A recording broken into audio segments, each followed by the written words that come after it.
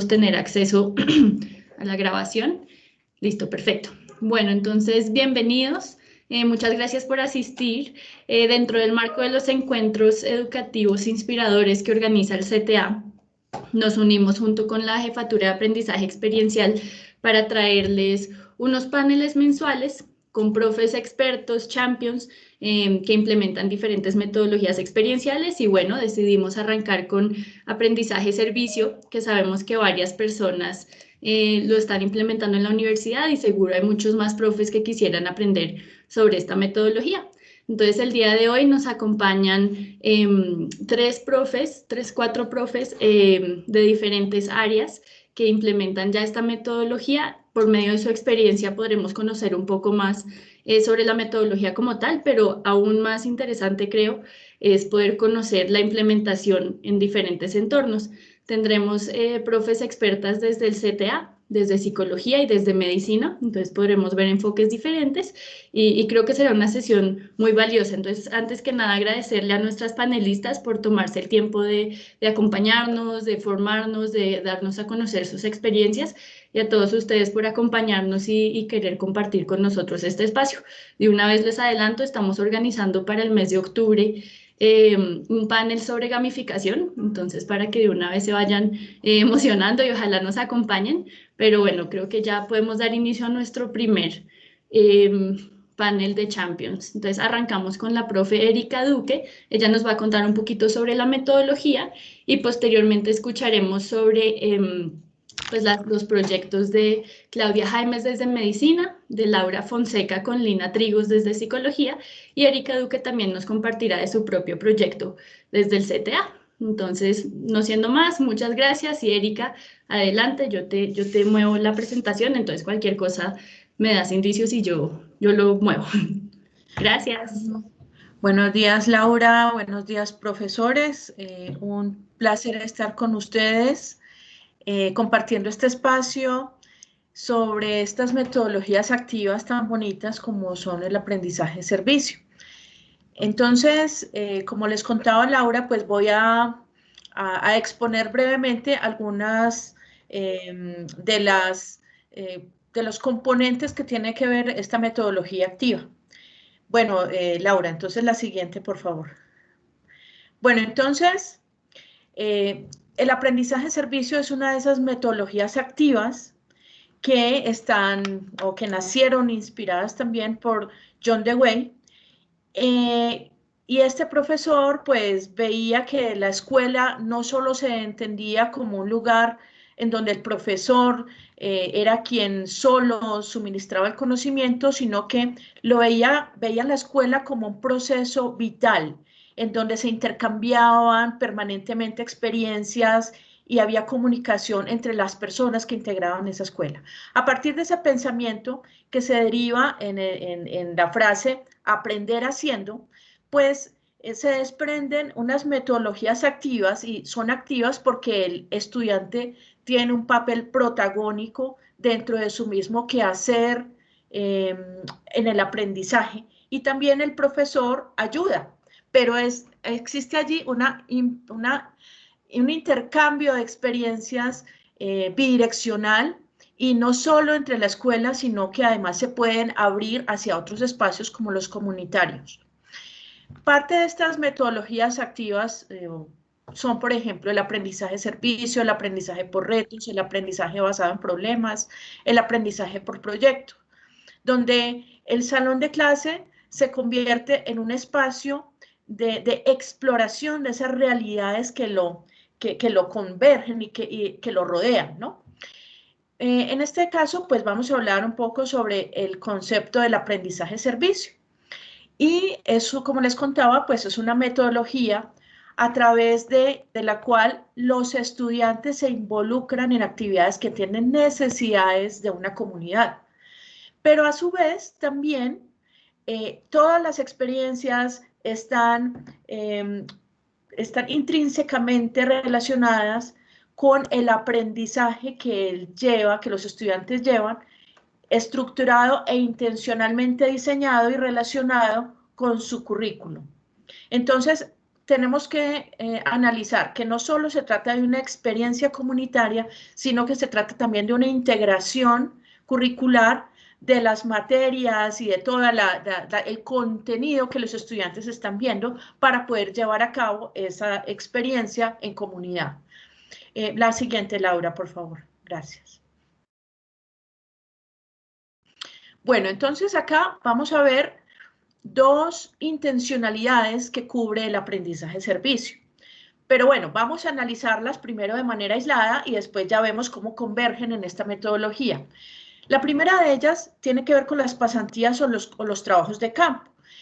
La intencionalidad es netamente académica. Un estudiante va, hace una pasantía, aprende lo que tiene que ver con su contenido académico, no necesariamente se relaciona con una comunidad, él simplemente tiene como intencionalidad aprender y por lo tanto, pues, digamos que es una experiencia que tiene que ver más, es vista sobre todo desde la parte académica.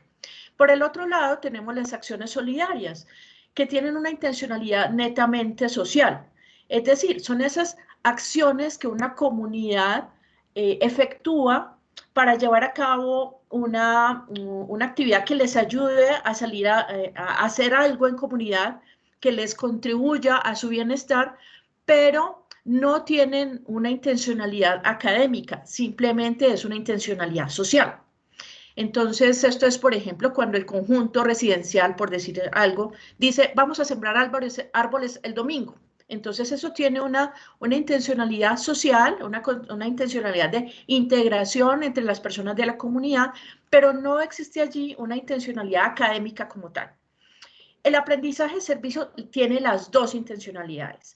Tiene tanto una intencionalidad académica por parte del estudiante, el estudiante se está preparando académicamente, ve materias, ve experiencias que están relacionadas con su mismo aprendizaje, pero a su vez el aprendizaje-servicio también permite que una comunidad sea beneficiaria de todas las experiencias y toda la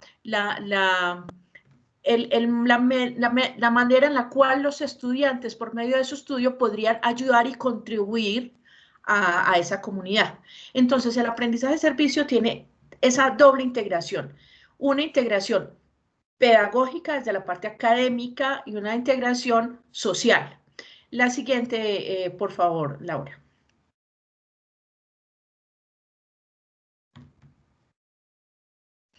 Aquí podemos observar el cuadrante de lo que son los aprendizajes y la manera en la cual se puede integrar el aprendizaje y el servicio a una comunidad dentro de la metodología de aprendizaje-servicio.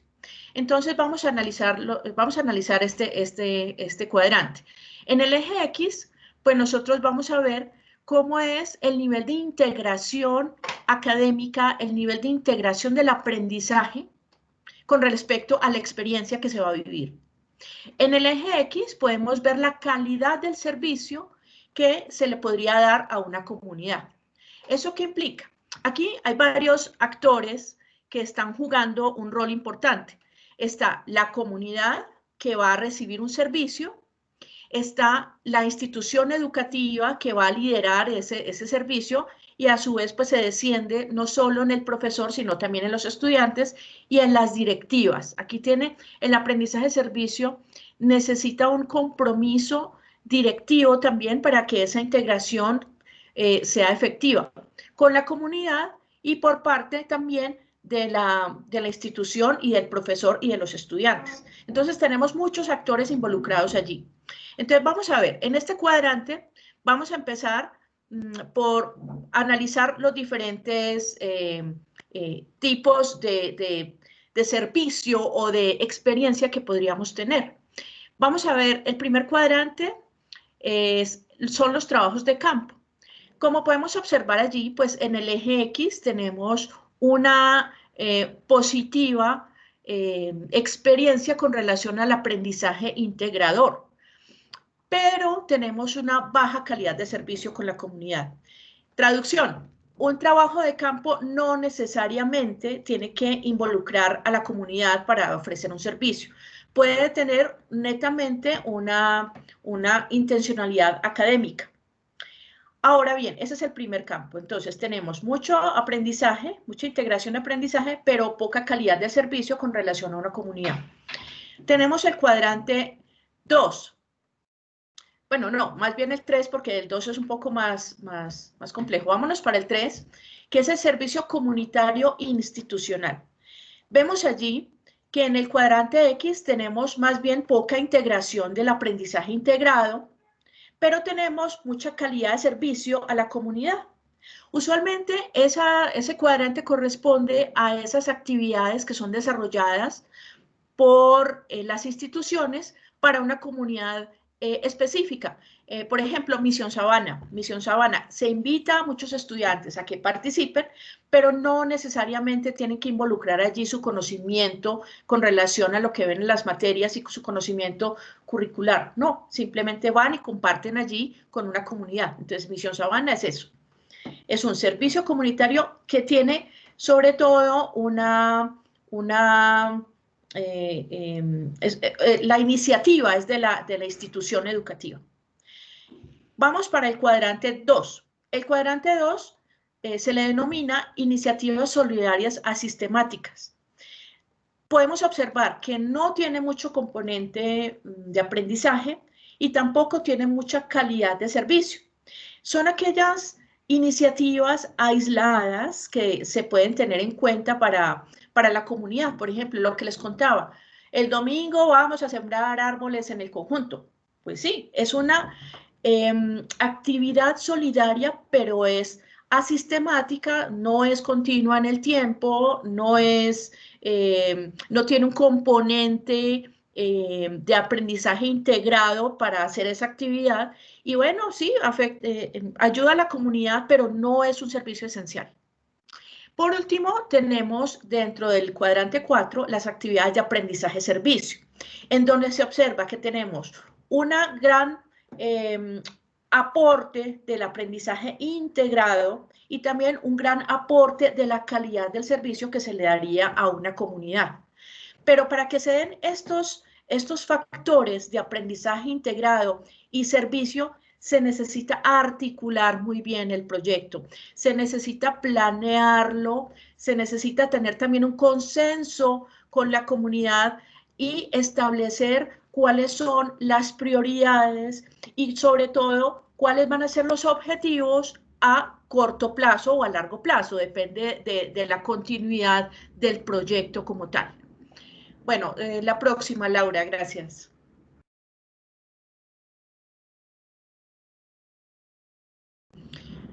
Bueno, esto ya era la explicación de lo que son los cuadrantes. La próxima, Laura.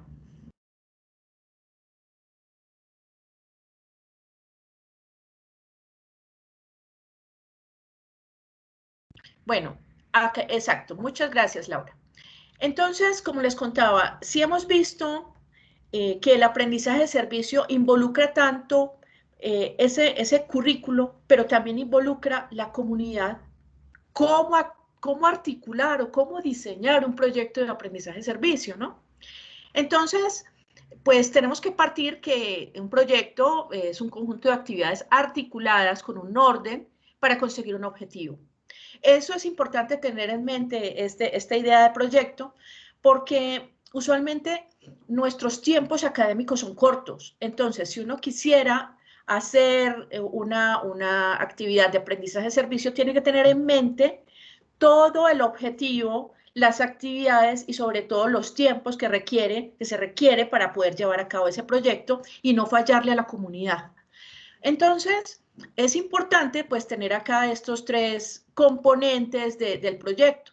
La participación de todos los actores, les contaba, los estudiantes que son esos participantes activos, esos participantes motivados que llevan a cabo el proyecto y que ven dentro de esa experiencia cómo se integra toda la información y todo el conocimiento que han recibido en nuestra universidad o en la universidad, en la institución, aplicado directamente a una comunidad. Está la comunidad que recibe el servicio, están los profesores, que en cierto modo somos también los arquitectos de este proyecto, y también están las directivas, bueno, porque también se necesita un compromiso institucional para llevarlo a cabo. También hay un factor importante, y es cómo se incluyen esos aprendizajes curriculares dentro de este proyecto, y dentro también los objetivos que la comunidad espera de ese proyecto. Entonces, el profesor también allí debe estudiar esas temáticas y también estudiar cómo evaluarlas en pro del proyecto. Porque, como entre otras cosas, pues nuestros tiempos académicos, como lo he dicho, son limitados. También tenemos que tener en cuenta las acciones, o sea, que nuestras actividades del proyecto impacten positivamente en la comunidad e impacten positivamente en el aprendizaje de nuestros estudiantes. Entonces, tenga una respuesta efectiva para resolver esa problemática, y también que el alcance sea posible hacerlo dentro de nuestros tiempos académicos. La siguiente, por favor, Laura.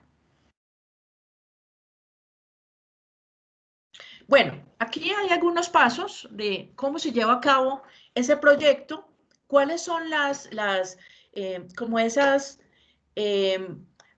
puntos cruciales que debemos tener en cuenta en la metodología para el diseño del proyecto, por ejemplo. Entonces tenemos, lo primero es la motivación. Existen dos tipos de motivaciones. Una que es la intrínseca, cuando la motivación nace del profesor o de la institución. Otra motivación es la extrínseca, cuando nace de la comunidad o también nace de los mismos estudiantes. No importa, intrínseca o extrínseca, necesitamos motivación para poder llevar a cabo el proyecto de principio a fin, porque la motivación juega un papel importante en el empoderamiento de los estudiantes, en el empoderamiento también que ayude a que se posicionen esos conocimientos que está viendo el estudiante, le vea utilidad y los aprenda con mayor rapidez. También es importante hacer un diagnóstico, es decir, identificar cuál es la problemática real y sentida de la comunidad. En otras palabras, saber qué le duele a la comunidad, qué necesita, detectar el problema y analizar cuál es la viabilidad del proyecto en los tiempos que tenemos. Entonces, de tal manera que pueda ser atendida por los estudiantes, por el profesor, por la institución educativa, y también la comunidad se sienta respaldada y también sienta que el servicio fue de calidad. También es importante el diseño, esto es importante en todos los proyectos, la planificación. Definir unos objetivos del proyecto muy concretos con base en ese diagnóstico, definir esos destinatarios, es decir, cuáles son la población donde hay que impactar, cuáles son esas edades, cuáles son esos conocimientos que requiere la comunidad y que podemos dar los estudiantes y los profesores, y por eso es importante esa motivación y contarles continuamente a los estudiantes, esto que ustedes están haciendo les va a servir a los niños, les va a servir a los profesores, le va a servir a los padres de familia, o sea, eso es importante. Todos estos componentes van unidos para que la experiencia de aprendizaje de servicio sea enriquecedora, no solo para la comunidad, sino para los estudiantes y también para el profesor. Entonces es importante tener esa planificación de actividades, de tiempo, recursos, la logística, el plan A, el plan B, el plan Z. Y eso también hace que los estudiantes se empoderen del proyecto. Entonces, mucho antes de que empiece el semestre, uno, si va a hacer un proyecto de aprendizaje de servicio, debe tenerlo ya en la mente, debe tener por lo menos la idea y a qué posible comunidad podría impactar. La siguiente, Laura, por favor.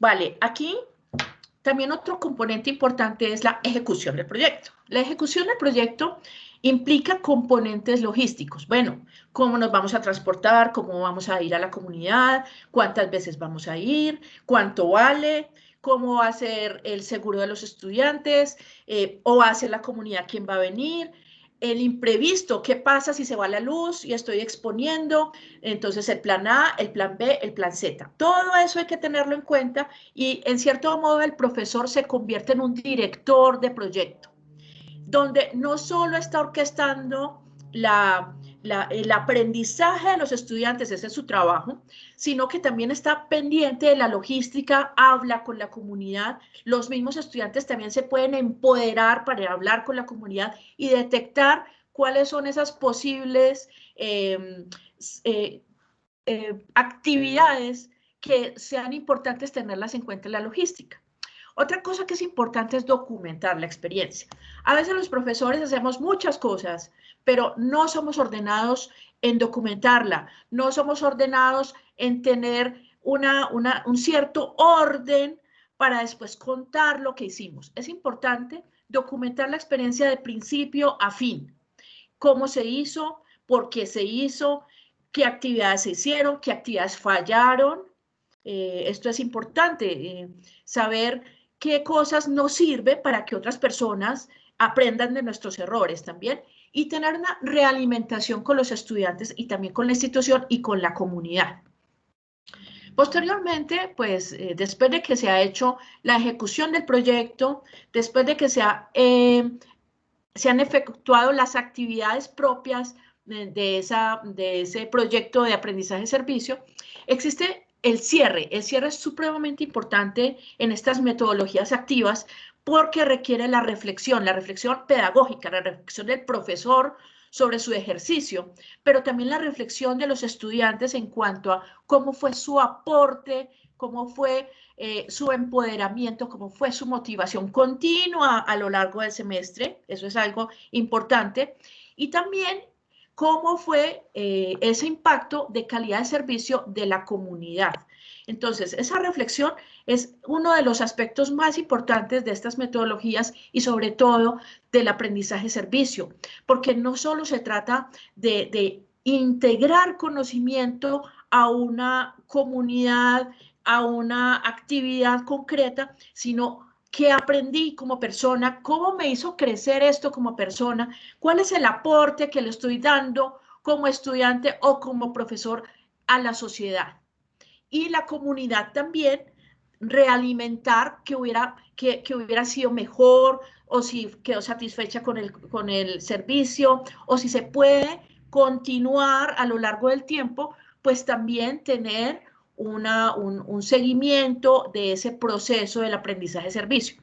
Una característica del aprendizaje-servicio es que es continuo en el tiempo. O sea, no solo basta con ir una vez, en lo posible ir varias veces, tener a la comunidad allí como cautiva con relación al aporte que el estudiante, la institución, el profesor pueden darle en su proceso de crecimiento también como comunidad.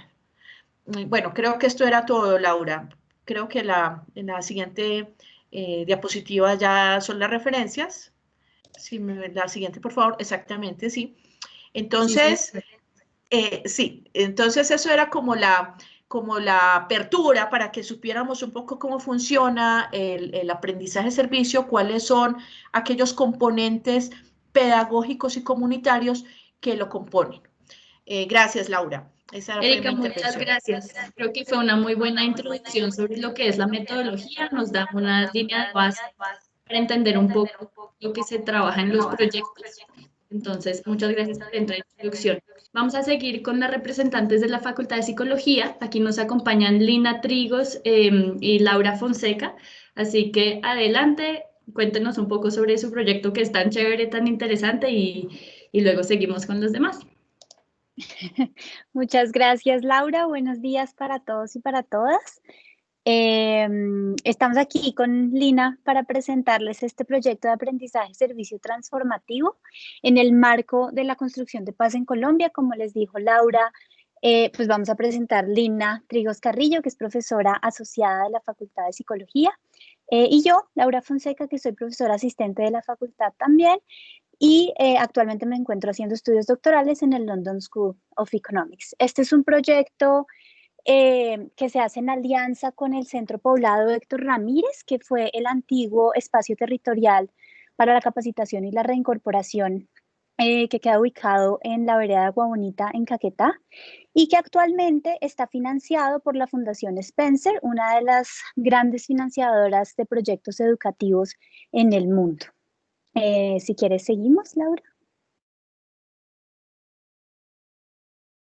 Las características, este es un proyecto macro, digamos, dentro del que se inserta los escenarios de aprendizaje y servicio transformativo. El proyecto macro tiene que ver con un proyecto educativo institucional que estamos creando de manera conjunta con el Centro Poblado Héctor Ramírez. La idea es crear una escuela popular integral que sea la primera escuela con un currículo propio y pertinente para una comunidad de exguerrilleros en proceso de reincorporación y sus familias que se encuentran viviendo en el Centro Poblado Héctor Ramírez. Y la idea es que este proyecto, que es a 3 años, se pueda replicar en otras comunidades con características similares.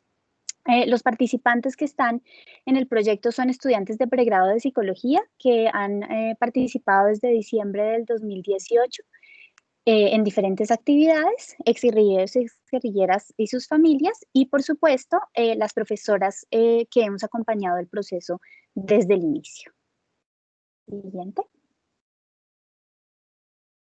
Ahora, el marco de todo esto y por qué creemos que es importante, como les venía diciendo, empezamos a trabajar desde diciembre del 2018 pensándonos, los acuerdos de paz se habían firmado desde hacía 2 años y decíamos cómo la universidad puede contribuir a este proceso. Y estas son como 4 razones importantes. Primero, aportamos a la consolidación del acuerdo de paz específicamente para el punto 1 y para el punto 3. El punto 1, la reforma rural integral. Y dentro de ese punto 1, el plan especial para la educación rural, donde se favorece y se tiene que fortalecer el acceso y la calidad a servicios educativos para las personas que viven en la ruralidad. Y el punto 3, que tiene que ver con el proceso de reincorporación, específicamente con la reincorporación social, no solamente de los exguerrilleros, sino también de sus familias, de nuevos bebés que están naciendo, pero también de niños y niñas que están llegando a estas zonas para reencontrarse con sus padres. La otra es, en el marco del proyecto grande, una brecha educativa entre lo urbano y lo rural que hemos identificado. Hay menor nivel de cobertura y de calidad en las zonas rurales. Por ejemplo, solamente se culmina la educación primaria en zonas rurales. Y por esto consideramos que es clave construir modelos educativos propios y pertinentes que reconozcan la ruralidad y el campesinado como parte de la diversidad en la educación, y esto permite reconocer los saberes locales y articular la academia con las comunidades. Siguiente. Y por esto, digamos que este proyecto tiene las características de la proyección social como en su esplendor, si quisiéramos verlo. Tiene un componente de investigación, trabajamos desde la investigación, acción participativa crítica a través de la coconstrucción del modelo educativo, del proyecto educativo propio y pertinente. Trabajamos en intervención desde marcos de educación rural y popular, desde la consolidación de alianzas, universidad y comunidad y el trabajo comunitario en escenarios de construcción de paz. Y esto lo volcamos en términos de docencia en 4 espacios formativos. Una electiva profesional que va a ser el foco de nuestra charla, digamos, en esta segunda parte, que es la electiva Psicología Comunitaria aplicada al posconflicto, el semillero Acción Social y Comunidades, una práctica investigativa de 1 año y la pasantía social, lo cual implica procesos de formación continuo en estudiantes de pregrado y en el futuro de posgrado. Siguiente. Gracias. Digamos, es solamente para que vean a nivel curricular y en la malla en general cómo se ve esto en la formación de los estudiantes. Los espacios tangibles que hemos estudiado y que les presentamos hoy es la electiva profesional, que apunta a unas competencias particulares de intervención y evaluación, pero también la práctica investigativa, que en el caso de psicología comprende 1 año completo de formación para los estudiantes. Hay otros espacios sobre los cuales no vamos a profundizar hoy, pero que también hacen parte de esta iniciativa en general. Siguiente.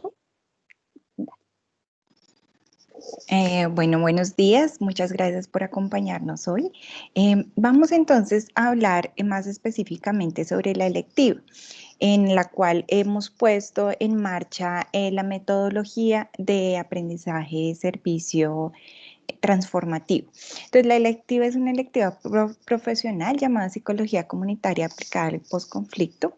El objetivo de esta electiva es aplicar los fundamentos de la intervención comunitaria desde una mirada transformativa en la que se fortalece el tejido social a través del trabajo comunitario con los actores del Centro Poblado Héctor Ramírez. Para que ustedes se den una idea, el Centro Poblado Héctor Ramírez está localizado en el piedemonte amazónico. Una vez llegamos por avión a Florencia, la capital de Caquetá, debemos tomar un transporte terrestre por más o menos una hora, hora y cuarto, hasta el centro poblado, que queda ubicado en la vereda de Agua Bonita. Ahí ya se empieza a ver como todas las montañas. Ustedes van a ver en todas estas fotos que ven allá las montañas de lo que va a ser el piedemonte amazónico. ¿Cómo se da esta electiva? Esta es una electiva muy interesante porque la electiva en total, nosotros ya hemos tenido 3 versiones de la electiva. Desafortunadamente este año por la pandemia no hemos podido ofertarla, pero la idea es que la podamos seguir ofertando en el futuro.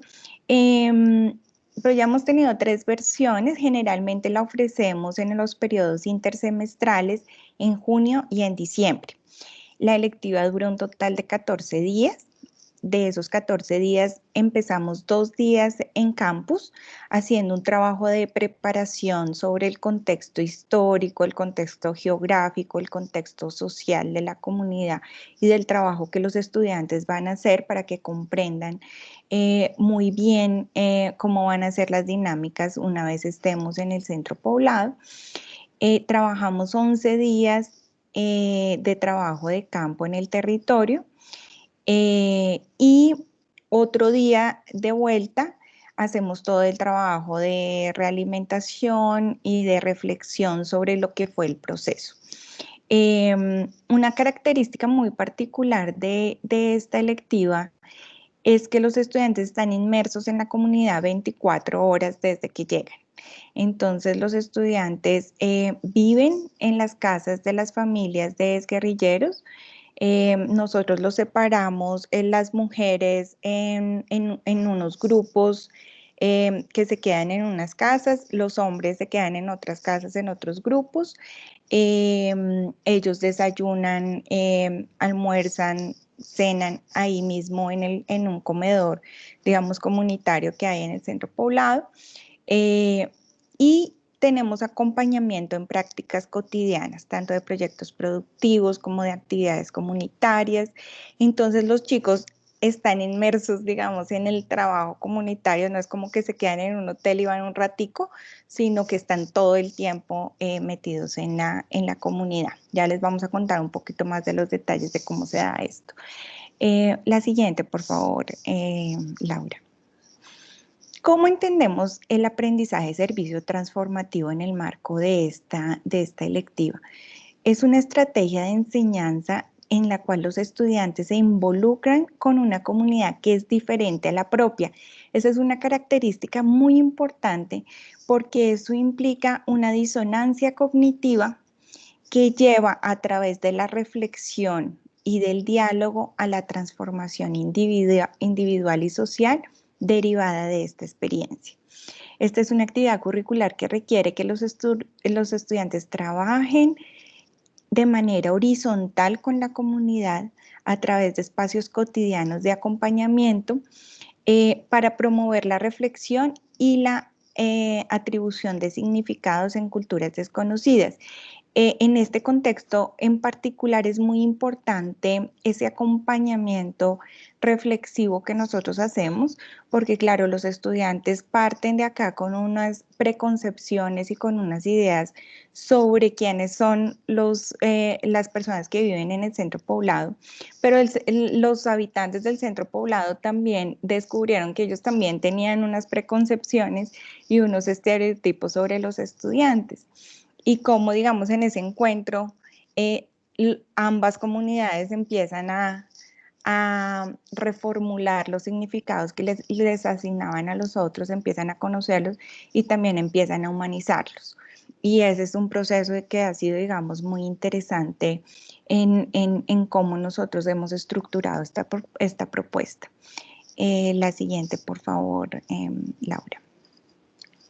Ahora, digamos, todo esto se hace partiendo desde el marco de trabajo de la psicología comunitaria, donde decimos, necesitamos conocer qué es lo que pasa con las comunidades. Entonces, cuando nosotros empezamos con esta idea, digamos, empezamos porque hicimos un viaje inicial, yo fui, conocí el tema y dije, esto tiene que ser parte de la formación de estudiantes de psicología. Y digamos, la creación del sílabus y pensarnos que iba a ser la electiva implicó dejarlo suficientemente amplio y flexible para que pudiéramos decirle a los estudiantes en esos 2 primeros días, cuando nos preguntaron, bueno, ¿y qué vamos a hacer en el campo? Decirles, no sabemos, vamos a llegar allá y vamos a mirar en qué vamos a trabajar.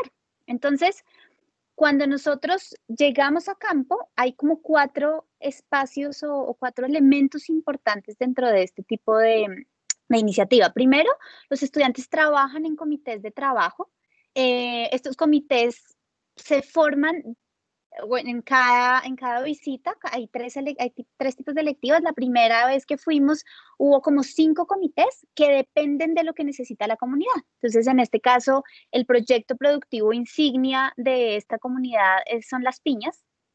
Y en este sentido, los estudiantes se iban y acompañaban la recolección de piñas, la pesada, la montada del camión, lo que sea, y había otros proyectos productivos que acompañaban, como hacer zapatos, como recoger el pescado, acompañar, por ejemplo, el restaurante comunitario. Y lo que hacíamos es que cada día los estudiantes cambiaban de comité de trabajo. ¿Esto para qué? Para que pudieran interactuar con diferentes personas y para que también las personas de la comunidad, digamos, pudieran darse cuenta de la diversidad de estudiantes que tiene la universidad y la diversidad de contextos en los que están inmersos ellos. Lo otro, como les decía Lina, tiene que ver con la convivencia cotidiana. Tanto los estudiantes como las profesoras vivimos en las casas de las personas en reincorporación. Y esto implica unas convivencias muy distintas a las que tendríamos si viviéramos en un hotel, por ejemplo. Implica que por las mañanas a los estudiantes los recibían con un tinto endulzado con panela y desde allí empezaban a compartirse historias que de otra manera sería muy difícil llegar allá. O por las noches hablaban de cómo les había ido y se reían porque algunos llegaban con ampollas de sus labores cotidianas. Y otro de los espacios ya, digamos, en términos académicos y de sistematización, eran los espacios de reflexión montados no en un aula de clase, sino en diversos espacios. En este caso era el restaurante comunitario donde desayunábamos, almorzábamos y comíamos, y donde en la mañana, en el desayuno, planeábamos los comités de trabajo, quiénes se iban a dónde.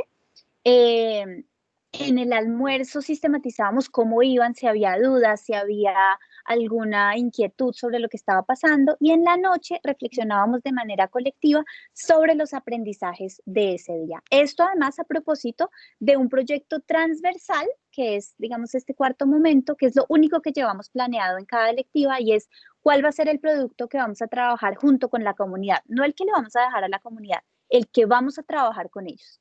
Y eso depende de sus necesidades. En el caso de la primera versión de la electiva, una de las necesidades o de las expectativas de los líderes comunitarios de allá era visibilizar el compromiso con la construcción de paz que tenían las personas en proceso de reincorporación.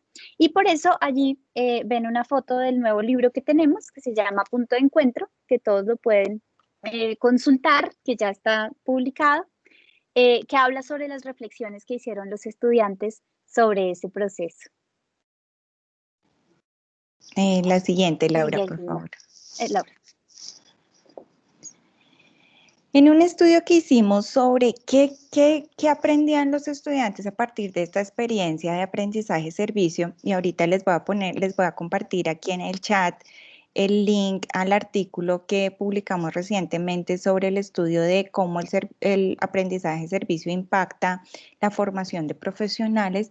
Lo que encontramos fue que ellos desarrollan este reconocer al otro como un sujeto y los estudiantes también como sujetos a ser conocidos dentro de la comunidad. Nosotros nos enfocamos en el desarrollo de la humildad cultural y la humildad cultural implica identificar que nosotros tenemos limitaciones en nuestro propio conocimiento, nosotros no llegamos a la comunidad diciendo nosotros somos los que sabemos, sino llegamos con una apertura hacia aprender el reconocimiento de los saberes locales y esta es una apertura que nosotros queremos que los estudiantes también ganen, esa humildad cultural. La comprensión emocional, que es un concepto muy interesante, que es cómo los estudiantes a través de unos dilemas emocionales que tienen que pasar antes y durante el encuentro, generamos nosotros a través de la electiva unos espacios seguros para que ellos puedan negociar estos dilemas y logren lo que se llama, digamos, en la teoría, unas comprensiones afectivas sobre todas las emociones que están involucradas en el trabajo comunitario. También se conforman comunidades de práctica en la que tanto los pares, entre pares, los profesores, con los miembros de la comunidad, todos aprendemos. Y tenemos también la formación de profesionales autorreflexivos que reconocen el potencial de la experiencia para la transformación social y reconocen su impacto como profesionales en la capacidad de transformar socialmente en nuestro país. La siguiente, por favor, Laura. Y digamos que en todo esto tenemos varias conclusiones. Una se devuelve a lo que les habíamos dicho sobre uno de los objetivos centrales del proyecto, que es cerrar las brechas urbano-rural. Sobre esto, una de las grandes ganancias que tenemos es la posibilidad de encontrar grupos que han sido históricamente alejados por las mismas vicisitudes de la guerra y del conflicto armado interno colombiano. Y vemos esto como una oportunidad para cambiar eso y para fortalecer procesos de base, pero también para formar estudiantes en diversas disciplinas, ojalá en el futuro. Y espacios pedagógicos intencionados donde el trabajo con comunidades en sus territorios se presenta como una innovación curricular, pero al mismo tiempo para nosotros es una estrategia de construcción de paz con jóvenes y de reconciliación, que es algo muy importante que queremos lograr, y también la importancia de la reflexión crítica y el diálogo en el proceso de formación, porque en aprendizaje de servicio hay que tener mucho cuidado de que si no son procesos que están bien acompañados por procesos de reflexión crítica y diálogo, los estudiantes pueden caer en, por ejemplo, tener ideas como, yo ya fui, yo ya sé todo sobre el conflicto armado, o incluso reforzar estereotipos que lleven. Entonces hay que tener un acompañamiento muy cercano con los estudiantes. Esto era lo que les queríamos compartir el día de hoy. Ahí les compartimos el artículo también en el chat y muchas gracias por su atención y por la organización del evento. Lina y Muchas Laura, gracias. espectacular. Muchas gracias por tomarse el tiempo de contarnos esto, de compartir. Creo que para los profes que, por ejemplo, son nuevos para esta metodología de aprendizaje de servicio, esto ayuda mucho a aterrizar lo que Erika nos presentó al principio y además en un tema que es como tan cercano a la realidad del país, que a todos nos toca un poco, así estemos alejados de esa realidad, pues me parece espectacular que lo compartan siempre que puedo, se los digo, porque a mí me dan ganas de llorar cuando las oigo hablar. Entonces, pues muchas gracias y espero que a los profes también les haya gustado tanto.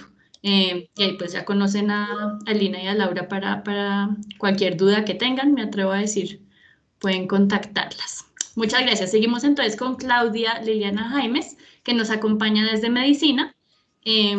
Muchas gracias, Claudia. Puedes avanzar. Como hicimos con los anteriores, yo puedo pasar tus diapositivas y tú me vas contando. Bueno, muy buenos días para todos. Mi nombre es Claudia Jaimes. Pues en primer lugar agradecerles al CTA y a Proyección Social por estos espacios para compartir experiencias. En realidad son muy útiles.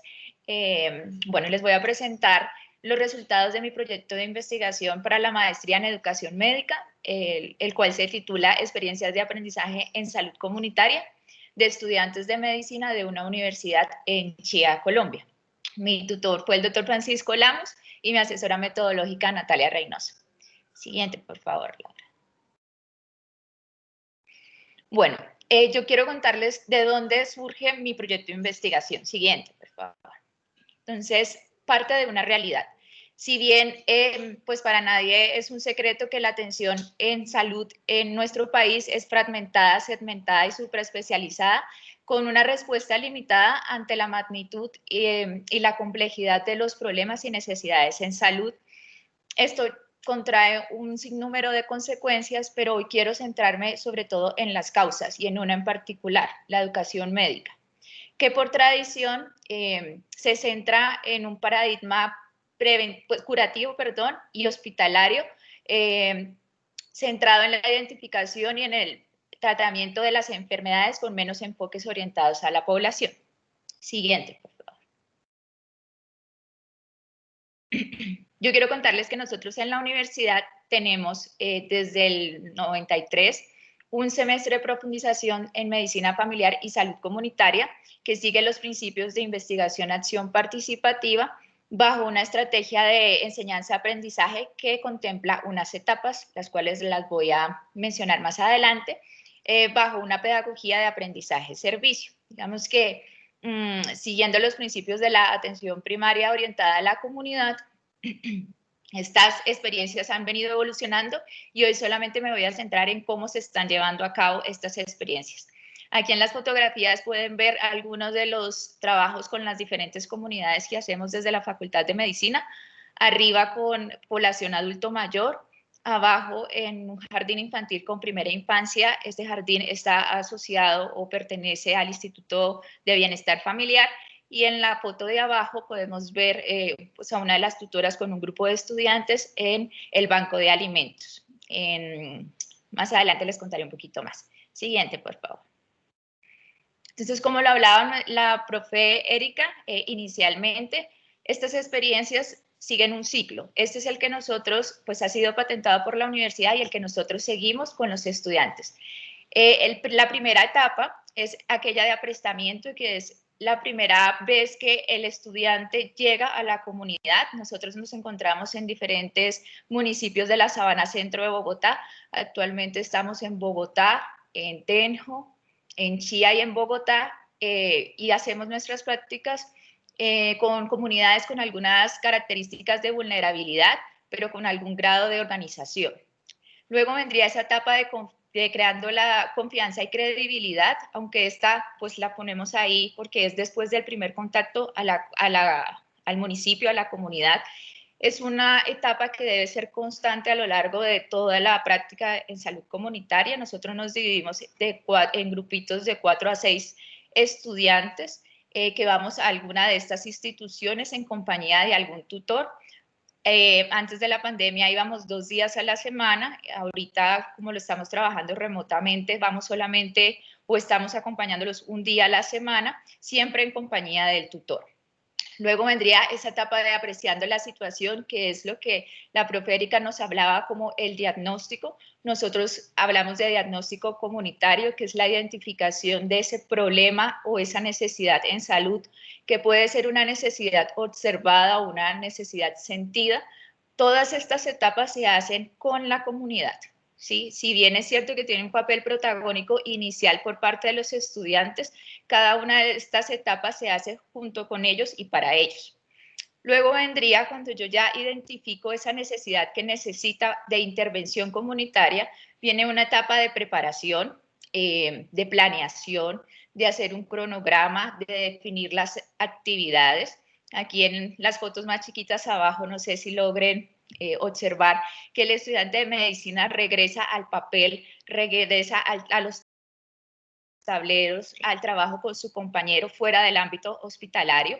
Luego viene la etapa de la ejecución de ese programa, ¿sí? De continuar con las actividades planeadas y al mismo tiempo de valorar y ajustar eso que no me sale como yo quería o que de pronto necesita una intervención inmediata y que yo no puedo dejar para evaluar hacia el final de mi proyecto. Y luego, nuevamente retomo las palabras de la profe Erika, lo importante que es comunicar los resultados. Nosotros tenemos 2 momentos importantes de la comunicación de los resultados. Un primer momento que lo hago con la comunidad para validar lo que yo voy a ir a presentar luego, y posteriormente la presentación a la comunidad universitaria. Nosotros generalmente lo hacíamos con una exposición de pósters a lo largo, pues, en la universidad. Se invitaba pues a las diferentes facultades que quisieran ir a escuchar nuestros proyectos. Y luego viene una fase de cierre que la hemos denominado mejorando y sosteniendo el trabajo, que es qué recomendaciones yo doy a la comunidad y qué recomendaciones parten de la comunidad para que ese trabajo perdure en el tiempo. Y damos apertura al nuevo ciclo esperando a que lleguen los nuevos estudiantes para iniciar un nuevo proyecto. Porque si bien es cierto que nosotros estamos alrededor de 4 meses, la comunidad tiene que ser lo suficientemente o estar lo suficientemente empoderada y enganchada con su proyecto para que cuando mis estudiantes partan de allí, ellos continúen con la intervención que ya venía llevándose a cabo. Siguiente, por favor.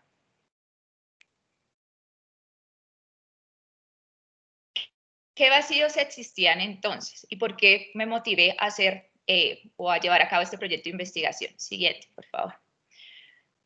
Bueno, digamos que las experiencias en salud comunitaria habían sido documentadas desde la voz de los líderes comunitarios y desde la voz de los profesores, pero no se había indagado en las experiencias desde el actor principal, el estudiante. Y yo aquí traigo una historia que me gustaría retomar rápidamente y es la historia de Regina, la paciente de 8 años con asma, y Carlos. Carlos ya había tenido la oportunidad de atender a Regina en el ámbito hospitalario el semestre previo, pero cuando llega a la casa de Regina y se encuentra con situaciones como, por ejemplo, que la casa está junto a la cementera del municipio, que además vive con animales, múltiples gallinas, no cuentan con luz, además en su casa hay problemas de humedad, los recursos económicos son limitados y por lo tanto deben escoger las consultas a las cuales Regina va a ir. La alimentación, si bien su problema de asma o sus crisis asmáticas se habían estado incrementando porque tenía un componente alérgico, pues ella no podía seguir las recomendaciones del doctor Carlo porque su alimentación estaba basada principalmente en carbohidratos.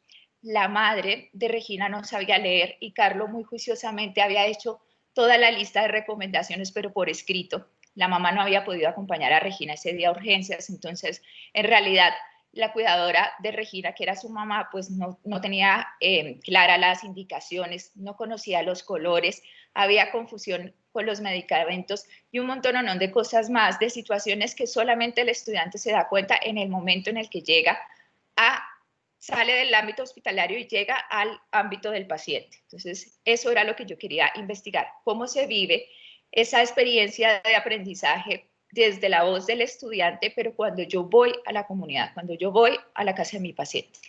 Siguiente, por favor. De ahí surge mi pregunta de investigación. ¿Cómo es experimentado el aprendizaje en salud comunitaria por los estudiantes de medicina de la Universidad de La Sabana? Siguiente, por favor. Para esto me planteé el siguiente objetivo principal y 3 objetivos específicos. El principal fue pues precisamente comprender cómo era experimentado el aprendizaje en salud comunitaria por los estudiantes de medicina. Y los siguientes objetivos específicos. Siguiente, por favor. Indagar cómo habían sido esas experiencias de aprendizaje durante el pregrado. Como segundo objetivo, identificar los elementos más importantes que influían en esas experiencias de aprendizaje. Y un tercer objetivo que era poder ofrecer a los interesados insumos para las mejoras en los programas de medicina, particularmente en salud comunitaria, desde la perspectiva de los estudiantes.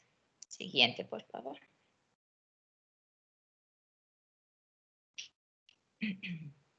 Para esto, pues, seguir una metodología cualitativa con un enfoque fenomenográfico. Este enfoque en particular, pues, lo que busca es mapear las formas cualitativamente en que las personas conciben, perciben o experimentan un fenómeno, en este caso en particular, pues, el aprendizaje.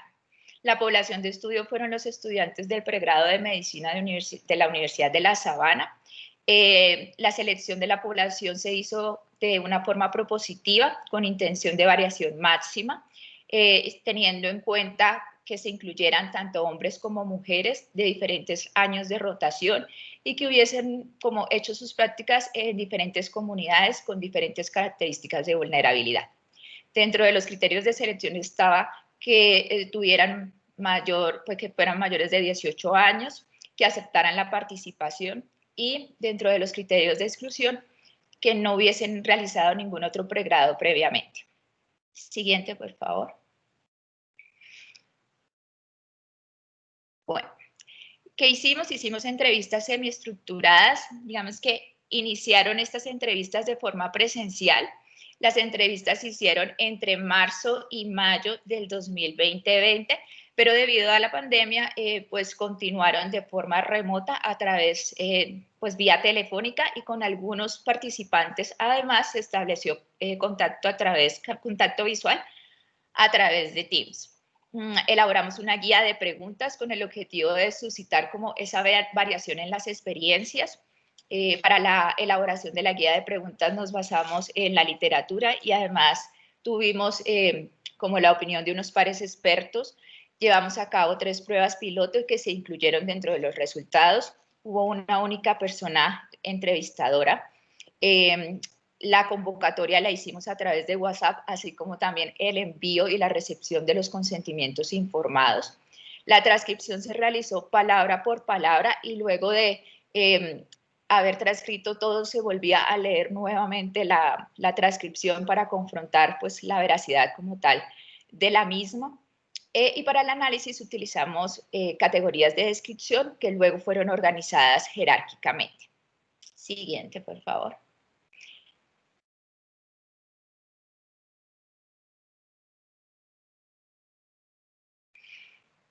Bueno, esto es el componente de cómo llevamos a cabo el análisis de los datos. Digamos que en la fenomenografía no existe como tal una única forma. Nosotros seguimos una propuesta de González en el 2010.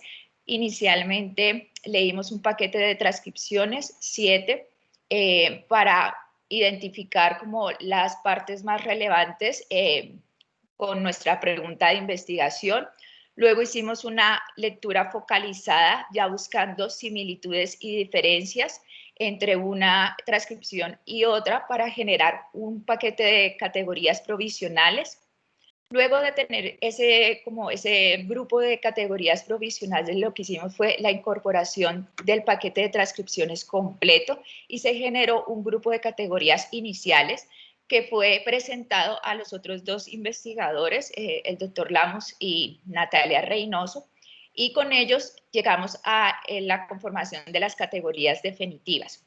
Esto llevó a un proceso iterativo donde los datos eran contrastados constantemente con las categorías y las categorías se fueron reduciendo hasta que los 3 investigadores estuvimos de acuerdo.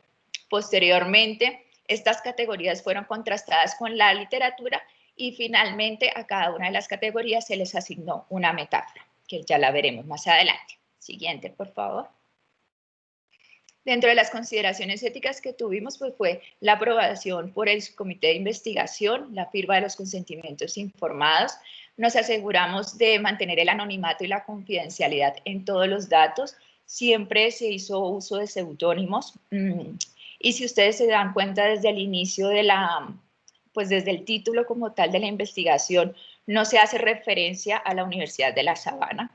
También tuvimos en cuenta las consideraciones éticas en tiempos de COVID, sobre todo en el momento de lanzarnos por las entrevistas de forma remota, tratando de mantener la confidencialidad, de hacer igual de activa la participación dentro de la entrevista, que fueron como siempre agradeciendo por el tiempo de los participantes y ajustándonos nosotros como investigadores a sus tiempos. Siguiente, por favor.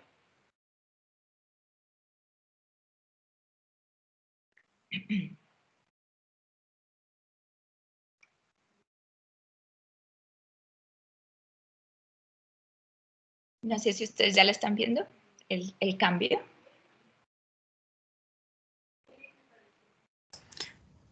Sí, ya estamos viendo la nueva diapositiva. Todavía no la estoy viendo. Estamos viendo la que dice que se encontró. ¿Es esa? Bueno, No, yo todavía no la estoy viendo, pero entonces para no perderme, tengo el otro computador. Bueno. Voy a... ¿Qué se encontró? Siguiente, por favor. Entonces, bueno, participaron en total, gracias, 15 estudiantes con edades entre los 22 y los 29 años, 10 mujeres y 5 hombres que habían hecho sus prácticas desde el año 2017-2 hasta el año 2019-2. Digamos que yo no incluí a nadie del 2021 porque en esos momentos yo era una de las docentes que proporcionaba esa práctica y pues no me parecía que éticamente estuviese bien. Dentro de las comunidades que participaron para este estudio estaban comunidades con población de primera infancia entre los 0 y los 6 años, teníamos comunidades de adulto mayor, cuidadores de adultos mayores, personas en discapacidad, estado de discapacidad, mujeres gestantes y sus familias, adolescentes, adolescentes bajo la protección del bienestar familiar en alguna institución bajo la modalidad de internado, y también hubo participantes. Nosotros teníamos hasta hace un año una práctica dentro de la universidad como una comunidad con características de vulnerabilidad por las diferentes edades, que la llamábamos la comunidad de la universidad saludable. Esa también fue incluida. Digamos que aquí nos aseguramos de mantener 3 criterios de calidad o de rigurosidad dentro de este tipo de estudio, que eran asegurar la variación con un número de más o menos entre 15 y 20 participantes, por eso nosotros teníamos 15, con diferentes características, hombres y mujeres de diferentes edades, diferentes años de rotación, diferentes profesores y comunidades, y que hubiesen tenido experiencias con el fenómeno en estudio. Como tal, todos ya habían realizado su semestre de profundización. Siguiente, por favor. ¿Qué encontramos? Entonces, fueron principalmente 5 formas de experimentar el aprendizaje. Las voy a leer. La primera era el cumplir un requisito al que nosotros le pusimos la metáfora de aprendiz básico. ¿Qué significaba para ellos esta experiencia? El seguimiento del currículo de medicina establecido por la universidad. Simplemente eso. ¿Y en qué centraba su atención? En las tareas asignadas y en las calificaciones. Otra forma de experimentar fue el educar a una comunidad. Nuestra metáfora en esta categoría en particular fue el profesor. El estudiante lo experimentaba como el ofrecimiento de conocimientos en salud a los miembros de una comunidad. Y el foco estaba precisamente en esos conocimientos de salud que la comunidad tenía, pero particularmente en los conocimientos de salud que la comunidad carecía. Luego, el solucionar problemas de salud al que nosotros denominamos el superhéroe, que era la atención de los problemas y necesidades en salud de la comunidad, y el foco del estudiante estaba precisamente en un primer momento en la identificación de esos problemas y necesidades para luego la intervención de los mismos. Otra de las formas fue la construcción conjunta, al que nosotros denominamos constructor, que era la participación activa en un equipo para la construcción de oportunidades de mejora en la comunidad, y el foco estaba en el trabajo en equipo en situaciones reales. Y finalmente, aquella categoría que nosotros llamamos transformación personal, y le dimos la metáfora de capitán de barco como aquella persona que puede reorientar su vida. El significado que el estudiante le daba era el reconocimiento de otras realidades, el crecimiento personal y humanización. Y aquí me llama mucho la atención porque lo que nos hablaba Lina también utilizaba esta palabra de humanización. Humanización en nosotros o en el estudiante se veía como el abordaje integral y más humano en el momento de ofrecerle la atención en salud a un individuo y a sus familias. Y el foco estaba principalmente en las diferentes realidades y en las experiencias personales y profesionales. Siguiente, por favor. Entonces, voy a leer solamente por cuestiones de tiempo 2 de las extractos de las entrevistas con la voz de los estudiantes. Voy a leer la del aprendiz básico y la del capitán de barco. Entonces, el aprendiz de básico: tenemos que hacer un buen trabajo. Al fin y al cabo, el motivo por el cual uno hace algo cuando inicia es pasar la materia. Entonces, recordemos, era el cumplir un requisito, cumplir con el currículo de medicina. Y el capitán del barco: el hecho de volverse uno más humano y acordarse de que al frente uno tiene una persona que en ese momento, por su enfermedad o por su problema, es una persona vulnerable y que se tiene que respetar y que se tiene que entender. Y yo creo que el problema con nosotros los médicos es que al final de la carrera, con el tiempo, uno como que se olvida de eso. Y a mí este semestre me lo volví a recordar. Siguiente, por favor. Asimismo, digamos que estas fueron las categorías de descripción que encontramos, pero también encontramos 4 temas que eran persistentes en las diferentes experiencias de aprendizaje. ¿Qué es lo importante? Que yo podía estar como estudiante en un primer momento como aprendiz básico, pero con el paso del tiempo y con estos elementos que les voy a mencionar a continuación, yo podía pasar de experimentarlo como profesor o pasar a ser el constructor o pasar a ser el capitán del barco y en otro momento me devuelva a ser aprendiz, y eso está bien. Digamos que era algo que nosotros, o por lo menos yo, no lo tenía en cuenta hasta este momento. Los 4 elementos o temas principales que identificamos fueron los desafíos a los cuales los estudiantes se enfrentaron en esa práctica como tal, las relaciones que pudieron establecer con su tutor, con su profesor, con sus pares académicos y con la comunidad, cómo se aproximaron al aprendizaje y finalmente qué habilidades pudieron desarrollar. El aprendiz básico, los principales desafíos que mencionó se relacionaron con las tareas asignadas, como por ejemplo la tabulación de los datos y la escritura de un artículo científico. Las relaciones que estableció estaban basadas principalmente en el respeto mutuo y la cooperación, perdón. Se aproximaba al aprendizaje a través del seguimiento de instrucciones y las principales habilidades desarrolladas eran profesionales de escritura científica y de competencias prácticas médicas. El profesor, además de las mencionadas antes, de los desafíos mencionados antes, sus desafíos estaban relacionados con el rol que asumía en ese momento. El educar y el darse a entender. Las relaciones pasaban a ser de colaboración. Se aproximaba al aprendizaje, además a través del seguimiento de instrucciones, también debía consolidar esos conocimientos que ya traía, y sus principales habilidades desarrolladas eran profesionales, de educación en salud y sociales de comunicación. El superhéroe enfrentaba desafíos relacionados con el trabajo en comunidad, como por ejemplo los horarios, los desplazamientos a los diferentes municipios. Las relaciones también estaban basadas en la colaboración y la forma de aproximarse al aprendizaje era a través de la aplicación de los conocimientos, llevando la teoría a la práctica. Las principales habilidades desarrolladas eran sociales de empatía, orientadas hacia el servicio de los demás.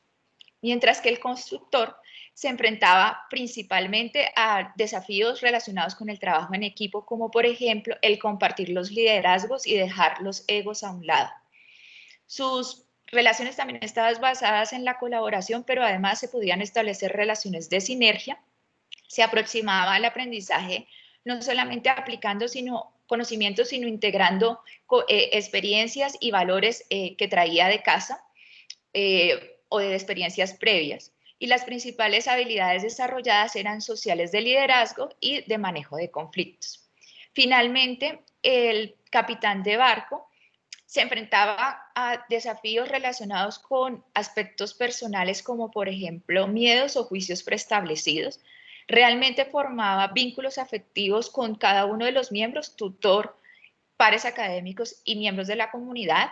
Si bien integraba todo esto, mencionaba que era muy importante la reflexión y la retroalimentación, y las principales habilidades desarrolladas eran sociales de empatía, principalmente del entendimiento a las otras personas, y personales como la autoconfianza y el autocontrol. Siguiente, por favor. Con base en los elementos que mencioné en la tabla, nosotros además contrastamos los resultados con el aprendizaje transformativo, entendido como ese cambio en los supuestos que permean nuestros pensamientos y nuestras acciones, y las organizamos jerárquicamente. Entonces, la escala tonal de azules que pueden observar en la figura en forma de cebolla, lo que me muestra es cómo unas categorías, las de afuera, son más incluyentes y por lo tanto más complejas que las de menor intensidad del color.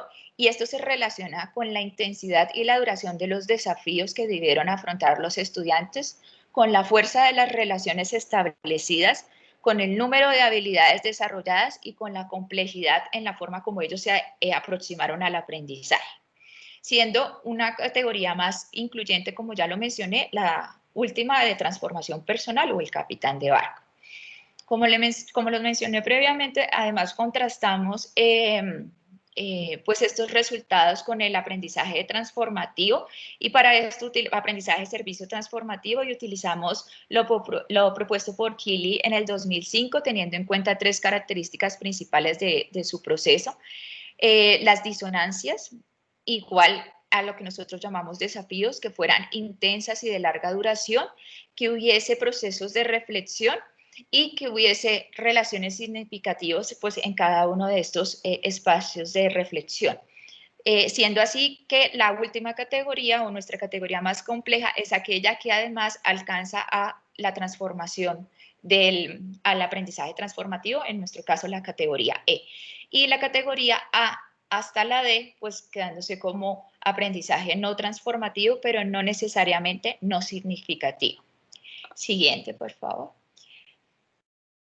Es que ya para las conclusiones yo decidí presentarlas con unos puntos clave y las 3 cosas que yo quiero como resaltar de nuestro trabajo, no solo de nuestro trabajo como parte de la educación médica, sino de lo que hacemos constantemente en la Facultad de Medicina.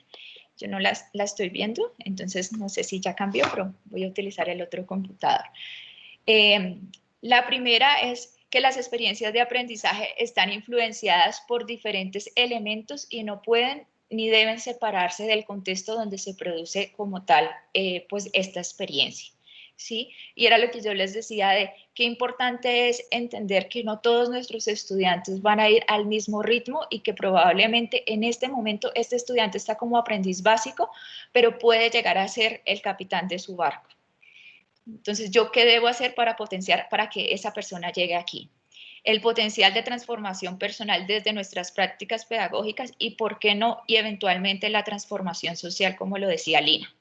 Y las habilidades que yo puedo desarrollar en el estudiante. Si bien, pues desde mi punto como profesor están las habilidades personales y profesionales, aquí hubo algo importante que también los médicos o los estudiantes de medicina pudieron desarrollar identidad profesional del tipo de médicos que ellos quieren ser cuando van a salir a ejercer. O incluso desde el momento de ellos terminan con nosotros en 11 y pasan como a su año y medio de prácticas, que en nosotros se llama internado, y por qué no desde ahí convertirse en ese médico que ya ellos quieren ser. Y finalmente, siguiente, por favor, Lau. Pues 3 puntos clave que quería compartirles a ustedes. Planear anticipadamente las experiencias para que se propicie la reflexión.